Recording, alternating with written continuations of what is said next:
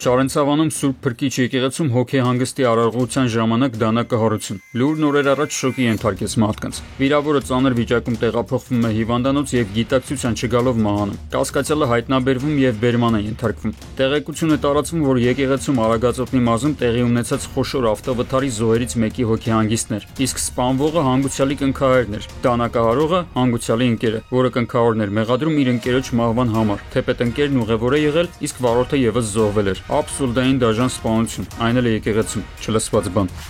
Նույն աբսուրդային դաժանության թեմայի շարունակությունը։ Արամուզ գյուղում 61-ամյա տղամարդը վեճից հետո տնից վերցրած հրազենով Գազարի մարգում սպանում է հարևան ամուսիններին։ Դաժանությունը այնքան է զարգացնում, որ հետո էլ եղանով ծանր վնասվածքներ է հասցնում կնոջ մարմնին։ Դեպքից ժամեր անց էլ 61-ամյա մարդը Զովաշեն գյուղի ճանապարհին հարակից տաղավարում տեսնում է ճանապարհից հանգստացող մեկ այլ ամուսնական զույգի՝ Վահե Մատիրոսյանի եւ Մարինե Հայրապետյանին։ Կինը Ռուսաստանում հայտնի էնդոկրինոլոգ էր։ Մարդասպանը նրանցից պահանջում է հանձնել մեքենայի բանալիները։ Մերժում ստանալուց հետո կրակում սպանում է ամուսիններին ու հեռանում հենց նրանց ավտոմեքենայով։ Ծանր եւ առանձնակի ծանր հանցագործությունների թիվը Հայաստանում աճել է եւ նշված օրինակները ցավոք ամեն օր լրահոսում հայտնվողներից մի քանիսն են միայն։ Այսինքն սրանք բացառություններ չեն, այլևս գրեթե օրինաչափություններ են։ Բնականաբար հարց է առաջ գալիս. ինչով է պայմանավորված այս մտահոգիչ վիճակը։ Դա պետք է ինձ քրեական մասնագետը մանգա, թե որոնք են հանցավորության ծնող պատճառներն ու պայմանները, որոնք են հանցավոր վարքագծի սոցիալական, իրավական, տնտեսական հիմքերը եւ ի վերջո ինչ պրևենտիվ միջոցառումների համակարգ պետք է իրականացվի, այսինքն կանխարգելող միջոցառումների համակարգ։ Այն մասնագետը, որը պետք է անի այդ հաշվարկները, այդ վերլուծությունները Հայաստանի Հանրապետությունում չկա։ Այսինքն Հայաստանում չկա որևէ գիտական ինստիտուտ, որը իրավապահ համակարգին կտա վիճակագրություն, վերլուծություն, թե որ տարիքային խմբի, որ սոցիալական շերտի մարդիկ են ավելի շատ սկսել ծանր հանցանք գործել, որ դրդապատճառն է գերակշռում, որ համայնքներում հիմնականում եւ այլն։ Նախարար Արփինե Սարգսյանը շատ խիստ հրահանգել է ենթակա ստորաբաժանումներին ակտիվացնել միջոցառումները հանցագործությունների կանխարգելման ուղղությամբ, քանի որ կանխարգելման ուղղությամբ տարվող աշխատանքները բավարար չեն։ Ու ինձ մոտ հարց է առաջանում, երբ որ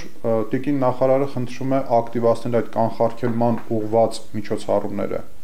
ինչ է ակնկալում, որ ենթակա ստորաբաժանումները պետք է անեն։ Եվ իսկապես, եթե ոստիկանությունը տեղյակ չէ, թե որոնք են այս կամ այն ծանր հանցագործությունը ծնող հիմնական դրդապատճառները, ում կամ ինչի դեմ են պայքարելու, այսինքն չկա թիրախ, ուրեմն ինչպես է իրականացվում հանցավորության դեմ պայքարը։ Կոպիտ ասեմ, այլ խելք պետք չի։ Եթե կա այդ լսելու հնարավորությունը, մտնենք դատարան թույլտվություն վերցնենք, անձին լսենք, տեսնենք ինքը ինչ է պլանավորում, ու շատ դեպքերում դա նաև օգտագործվում է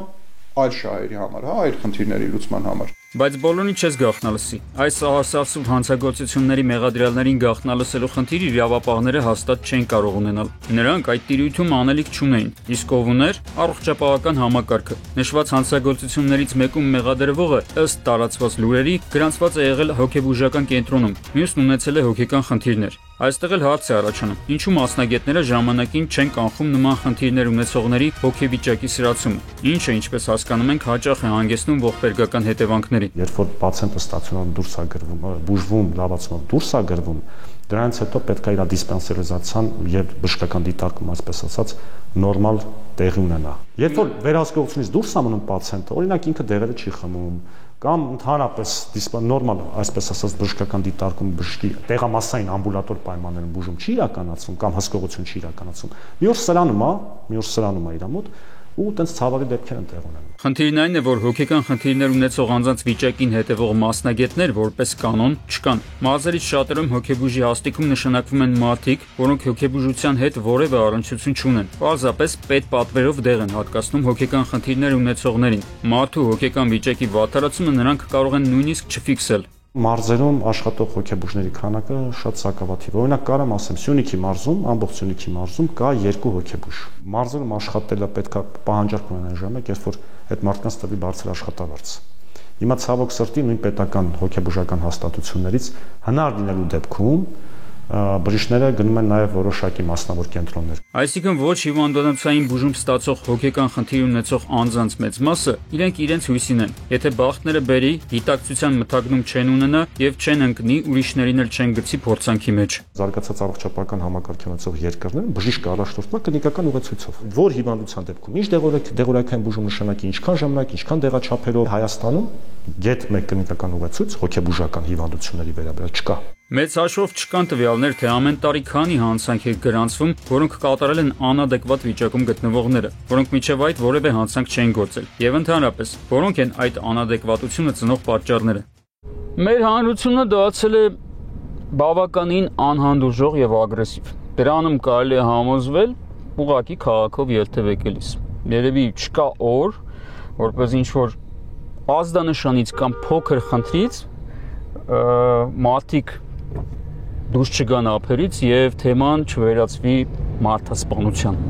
Սրա պատճառներից մեկը համարվում է պատերազմը։ Դա ոչ գիտական գնահատական է։ Գիտական գնահատական կարող են տալ գիտնականները, եթե ունենային դրան առնչվող պետական պատվեր եւ իրականացնեին լուրջ հետազոտություն։ Միջազգային փորձը հուշում է այն, որ բոլոր, բացարձակապես բոլոր պատերազմներից հետո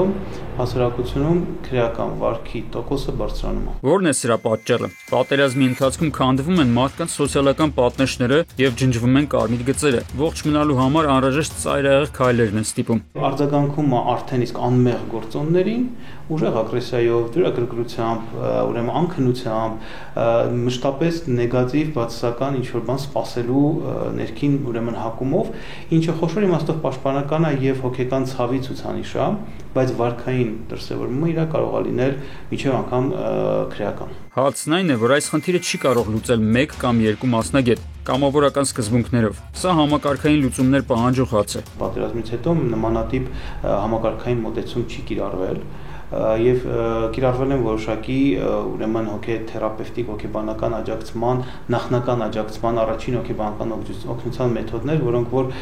բոլորին էլ հասանելի չեն եղել խոշոր իմաստով։ Եթե Հայաստանի իրավապահ համակարգը հանցավորության դեմ պայքարում շարունակի կիրառել նույն գործիքակազմն ու մեթոդաբանությունը, լավագույնն ինչին կարող է հասնել այդ գործում հետևանքների դեմ պայքարն է, այսինքն հրդեհների մարում առանց աղբյուրների վերացման։ Արմեն Նաթալյան, Զոհրաբ Քարամյան, Վահրամ Ավոյան, Սուրանկյուն։